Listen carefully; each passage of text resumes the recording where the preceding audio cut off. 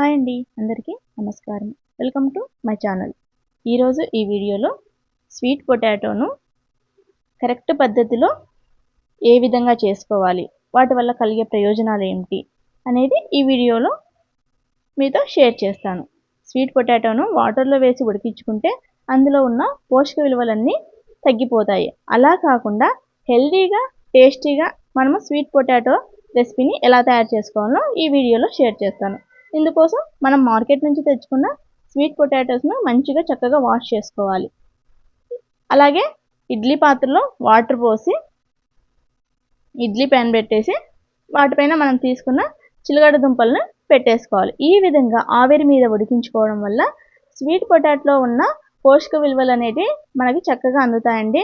నీళ్ళలో వేసి ఉడికించుకుంటే అందులో ఉన్న పోషక విలువలన్నీ మనకి అందవు. ఈ విధంగా హెల్తీగా ఈ ప్రాసెస్లో మనము స్వీట్ పొటాటోను ఉడికించుకోవాలి.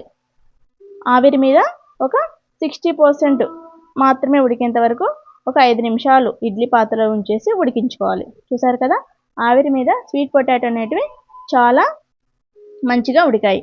వీటిని మరీ మెత్తగా ఉడికించుకోకూడదండి. మనం వీటిని మళ్ళీ ప్రాసెస్ చేస్తాం కదా స్వీట్గా, కాబట్టి 60% వరకు ఉడికించుకుంటే సరిపోతుంది. ఇలా ఉడికించిన వాటిని మనము తొక్కలు తీసేసి మనకు కావాల్సిన సైజులో కట్ చేసుకోవాలి. ఇప్పుడు స్వీట్ పొటాటో తినడం వల్ల కలిగే ప్రయోజనాలు ఏంటి తెలుసుకుందాము. స్వీట్ పొటాటో అనేది చాలా హెల్త్కి చాలా మంచిదండి. ఇందులో ఎక్కువ క్యాలరీస్ ఉంటాయి, అలాగే పోషక విలువలు కూడా ఎక్కువనే. ఇందులో ఉన్న విటమిన్ అనేది కంటి ఆరోగ్యానికి మంచిది, అలాగే రోగ నిరోధక శక్తిని కూడా పెంచుతుంది. ఫైబర్ అనేది కూడా అధిక మొత్తంలో ఉంటుందండి ఇందులో స్వీట్ పొటాటోలో. జనరల్గా అందరూ ఆలు చిప్స్ చేసుకుంటారు కదా, ఆలు చిప్స్ బదులు ఈ పొటాటో చిప్స్ అనేవి కూడా చాలా బాగుంటాయి. చూసారా, ఈ విధంగా ఉడికించుకున్న తర్వాత వాటి మీద తొక్క తీసేసి మనకు కావాల్సిన సైజులో కట్ చేసుకోవాలి. మనం మరీ మెత్తగా ఉడికించుకుంటే ఈ స్వీట్ చేసేటప్పుడు మరీ మెత్తగా అయిపోతాయి, కాబట్టి ఒక 60% వరకే మనం ఆవిరి మీద ఉడికించుకోవాలి. ఈ విధంగా ఆవిరి మీద ఉడికించుకుంటే స్వీట్ పొటాటోలో ఉన్న పోషక విలువలన్నీ మనకు అందుతాయి. అదేవిధంగా మనం చేసే స్వీట్ కానీ చాలా టేస్టీగా కానీ ఉంటుంది. ఈ విధంగా మనం తీసుకున్న అన్ని స్వీట్ పొటాటోలను ఈ విధంగా కట్ చేసుకోవాలి. నెక్స్ట్ వీటిని మనము ఒక ప్యాన్ తీసుకొని అందులోకి బెల్లం, నేను తీసుకునేది 1 kg స్వీట్ పొటాటో అండి, దానికి 1 కప్పు బెల్లం తీసుకున్నాను. బెల్లం తురుము తీసుకొని అందులోకి కాస్త వాటర్ వేసి కరిగించుకోవాలి.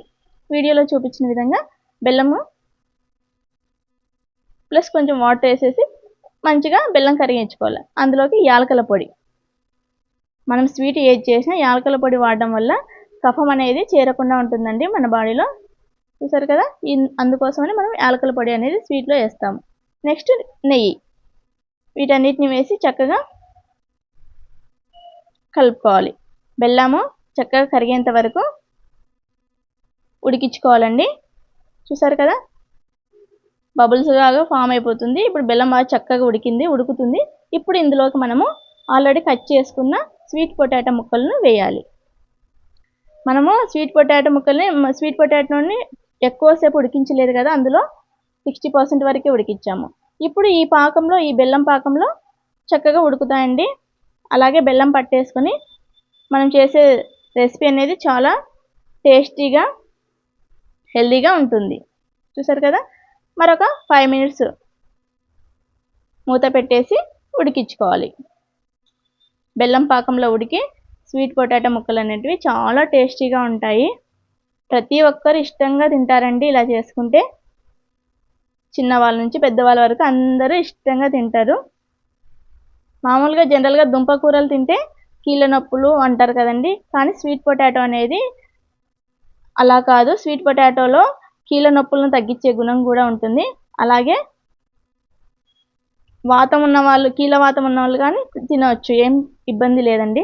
చూసారు కదా, రెడీ అయిపోయింది. చక్కగా బెల్లం పాకం పట్టేసి జ్యూసీగా స్వీట్ పొటాటో హెల్తీగా టేస్టీగా తయారు చేసాం కదా. సర్వింగ్ ప్లేట్లోకి తీసుకుందాము.